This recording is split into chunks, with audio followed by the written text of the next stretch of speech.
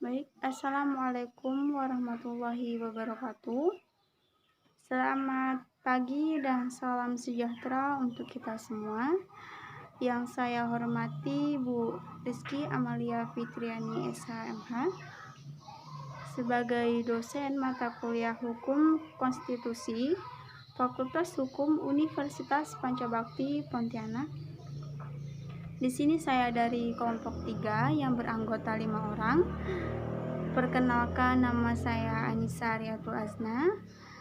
Ada teman saya yaitu Rapik Pogo, Emi Mastura, Elizabeth, dan yang terakhir adalah Devli Alexander Pangaribuan. Baik, materi yang pertama saya menjelaskan mengenai perbedaan de facto dan de jure. Yang kedua, perbedaan pengertiannya. Yang ketiga, perbedaan bentuk pengakuannya. Yang kedua dijelaskan oleh teman saya Rapik Progo, yaitu perbedaan dasar pengakuan. Kemudian yang ketiga dijelaskan oleh Devli Alexander Pangaribuan, yaitu jangka waktu pengakuan. Yang keempat dijelaskan oleh Emi Mastura, yaitu bentuk hubungan bilateral. Kemudian yang terakhir dijelaskan oleh teman saya Elizabeth, membahas mengenai isi dokumen makna carta. Baik, langsung saya mulai. Yang pertama saya akan membahas mengenai perbedaan de facto dan de jure. Berikut ini adalah beberapa perbedaan antara de facto dan de jure. Ada 6 perbedaan antara de facto dan de jure.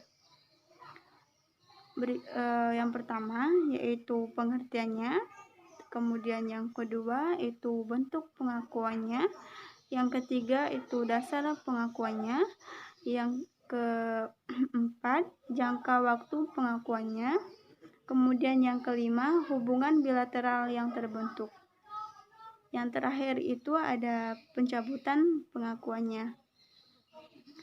Berikut adalah penjelasan lebih mendalam mengenai perbedaan-perbedaan yang sudah disebutkan di atas.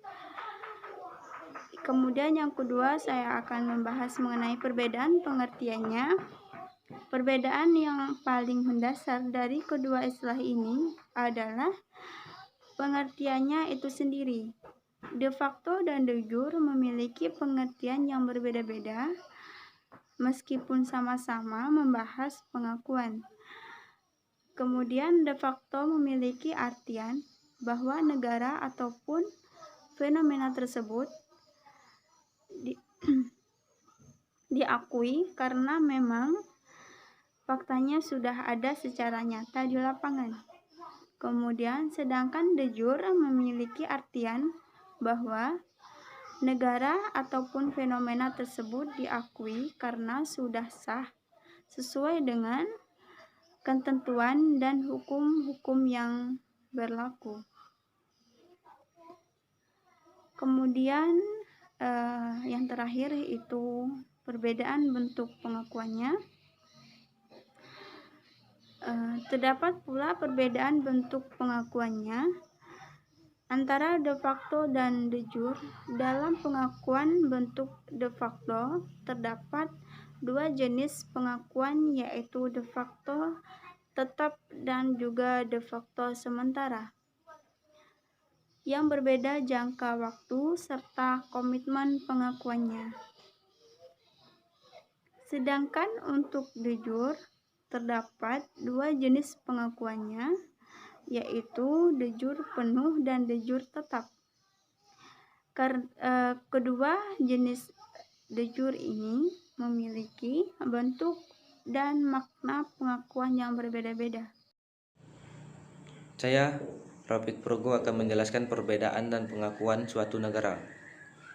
Suatu negara akan mendapatkan pengakuan de facto oleh suatu negara ataupun oleh pemerintahan dan hukum nasional jika sudah memiliki beberapa syarat dan ketentuan yang ditetapkan oleh negara tersebut. Dalam kasus pengakuan kedaulatan negara, syarat dasarnya adalah adanya wilayah, rakyat, dan juga pemerintahan yang berdaulat di negara tersebut. Ketiga hal tersebut adalah komponen dasar terbentuknya suatu negara. Berbeda dengan de jure, suatu negara akan diakui oleh hukum internasional jika terjadinya perubahan pada hukum tersebut. Maka aturan yang menaati aturan hukum global tetap berlaku untuk negara yang ingin merdeka. Salah satu cara agar berlaku sebuah negara dapat secara de jure diakui oleh komunitas internasional adalah dengan bergabung ke dalam Perserikatan Bangsa-Bangsa dan mendapatkan status keanggotaan penuh di situ. Sekian dan terima kasih.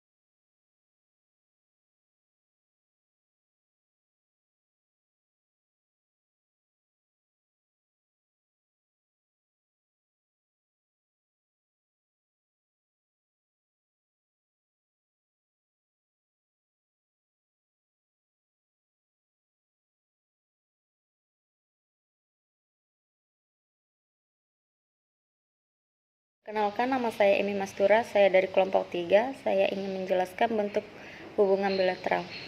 Untuk pengakuan de facto, maka suatu negara yang memberikan pengakuan tertentu pada suatu negara yang belum tentu bisa menjalin hubungan internasional. Hubungan yang dimaksud adalah hubungan bilateral dalam berbagai aspek, terutama di bidang ekonomi dan di bidang politik.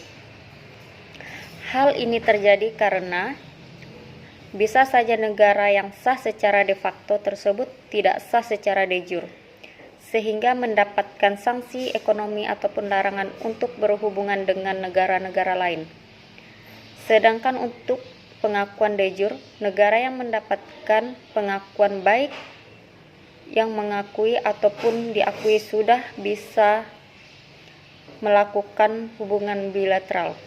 Kedua negara yang saling mengakui akan lebih mudah untuk melakukan hubungan tersebut dibandingkan dengan negara yang tidak ada pengakuan sama sekali. Perkenalkan, nama saya Elizabeth, saya dari kelompok 3. Di sini saya akan menjawab pertanyaan nomor 2. Ada 8 isi dokumen Magna Carta sebagai berikut. Magna Carta memuat 8 perjanjian damai. Yang pertama, Raja beserta keturunannya berjanji akan menghormati kemerdekaan, hak, dan kebebasan Gereja Inggris. Yang kedua, Raja berjanji kepada penduduk kerajaan yang bebas untuk memberikan hak-haknya. Yang ketiga, para petugas keamanan dan pemungut pajak akan menghormati hak-hak penduduknya.